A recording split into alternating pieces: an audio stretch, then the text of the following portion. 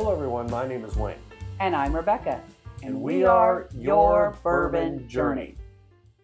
Kentucky Bourbon Fest is a fantastic event that they have. It's 3 to 4 days of drinking bourbon, meeting people, meeting distillers, and buying special bottles that are special releases for that event. Saturday morning, we got there with a plan. We decided that we were going to advance in, not run, but walk to the right to go over to Mr. Jim Beam. We wanted to go ahead and get this bottle right here that we are going to review tonight. Rebecca, would you like to discuss what you know about this bottle? Yeah, absolutely. And we just can't believe we've never actually shared the review with you, because obviously we've had a few sips of this before. But we love Booker's, and so it's time to share it with you now. August 29, 2024, Jim Beam announced that their first innovation from Booker's Bourbon since 2019 would be the Reserves. The first release of the Reserves is an 8 to 14-year-old blend that Booker's bourbon drinkers will recognize and continue to enjoy. Freddie Noe stated that he created the Reserve series to commemorate his granddaddy Booker. He said that liquid like this can take a while to find, but when I do, it feels like the big man himself picked them out. It's just the kind of bourbon I believe my granddaddy would be making if he were here and still alive with us now. The 2024 release spans 8 production dates and 8 different warehouses. It is a straight bourbon whiskey. It was released fall of 2024. The proof is 125.9. The youngest barrels in here are 8 years, 2 months, and 12 days old. The typical mash bill is 77% corn, 13% rye, and 10% malted barley. The MSRP on this is $130. We bought it at Jim Beam via the Bourbon Festival, so we did pay $135 for this bottle, and I still think that's quite a bargain for this bottle. I think so too. And last year must have really been an epic year for Beam picking out old barrels, because over my shoulder is the Granddad 16. Mm-hmm. And when she was reading about my granddaddy was looking down, I kept thinking Granddad 16. They must have been having fun looking at these old barrels. So shall we go ahead and decipher what we are getting on the nose? Absolutely. And look at this really dark, rich kind of mahogany color. It's just beautiful. You can tell it spent some time in some barrels.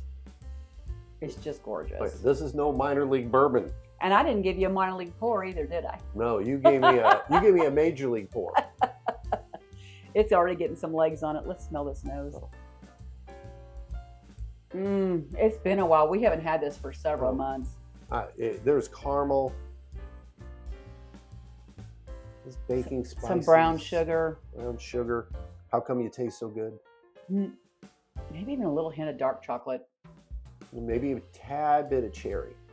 I mean, it's for the nose. Like, granted, this bottle's been open and it's gotten some air time. Oh. Shall we go ahead and taste it? Absolutely. We haven't had it for a while. Cheers. Cheers to Booker. Booker.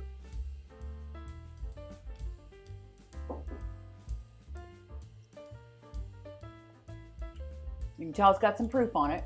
Well, slap some butter on me and call me a biscuit. Bam! I'm picking up. I picked up the barrel. I picked up some baking spices. I picked up some cinnamon. I picked up quite a bit. How about you? Yeah, I mean, it is just all those flavor notes we were getting earlier with the caramel and the cinnamon just resonate in your mouth. And like Wayne said, you're getting some of that char, and the oak is coming through on that very first sip, even before it gets a chance to turn into the finish. And I'm still getting that dark chocolate and a little bit of that cherry note on there as well. It's just fantastic. And it is, over 125 proof, 125.9. It's really smooth for that proof, even though it tells you it's got some heat on it. And thank heavens we did a warm-up pour. Yes. Not of this. We did a warm-up pour of something else, but it had a little proof on it too. So it did. Let's do another one. This is definitely a major league bourbon. Yeah. the more it gets in my mouth, the more I'm loving it. It just seems to get richer. Mm-hmm. And that doesn't happen a lot for me. That it evolves a lot for me. Sip to sip, it seems to change sometimes. But this is getting a richer flavor each sip, which is really telling me that it's kind of really clinging with the viscosity of this drink, because it is very creamy mouthfeel. Mm-hmm. Love the mouthfeel. It is, and I mentioned it earlier, it is reminding me in a way of the Granddad 16, much proofier than that. But there's a richness that's there, and the barrel has just married perfectly with the liquid. It is just good. Yeah, it's like layers and layers of complexity, which is why I think it keeps evolving, because there's all these layers happening. Do you want to take a sip for the check out the finish? Oh yeah. Yeah, again, my mouth, it's just, these flavors are just popping all over the place. The finish, I'm getting a little bit of leather. Mm-hmm. I'm getting a tad bit of black pepper. That's typical. I say that a lot, but for myself, I do. And I think the cinnamon is still resonating with the finish as well. And the leather part, I totally agree with. And I think that is very consistent with a lot of your older bourbons. You get tobacco, or you get the barrel, or you get leather. The mature pieces, really, components. That is just, I think it's just terrific. And the pictures I showed earlier were not of this bottle because it had been hit so hard. But actually, the other bottle we had signed by Freddie Noe, so we will drink that one too, though. Let me tell you. But we had an opportunity. It was that same night we got it. So we bought this on the Saturday morning of the Bourbon Festival, as Wayne mentioned, and that night was the Bourbon Icons dinner, which was at Fred Noe's home. And we took one thing for him to sign, and it was the other bottle of this that we showed you pictures of earlier.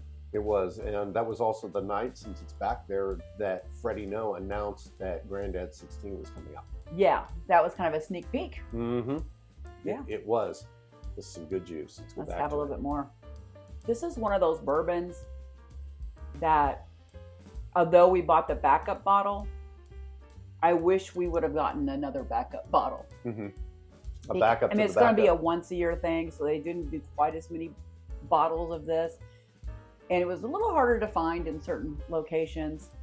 And we've been to Jim Beam a couple of times since the Bourbon Festival, and I've never seen the reserves there. No, we've seen the 2024 3 a lot. And they do have, in the last 2 times we've been, including in December, they've had Little Book the Infinite. So that's been available. Booker's is very special to me. My history with bourbon, actually the very first bourbon I ever seriously tasted was a 2011 Booker's. And we were on a cruise ship. On a cruise ship to Hawaii, and I would kill to get that bottle, and I've even asked Fred Noe about it, and he tried to help, but couldn't figure it out. I may have to go to some other sources, but Booker's is special to me. Well, and if you go on the web, Booker's has their own website, and you can go back and research various years, but I think it only goes back to like 2014 on the website. Yes. And Fred Noe gave me some hints to look up some other category things, and it's just really hard to narrow it down because they didn't label them and name them like they do now. Now it's like the year and the release and all, and a special name, and they didn't do that back then. Yeah, and now they do, and they make it looks like quarter releases. Yep. It's really, really good stuff.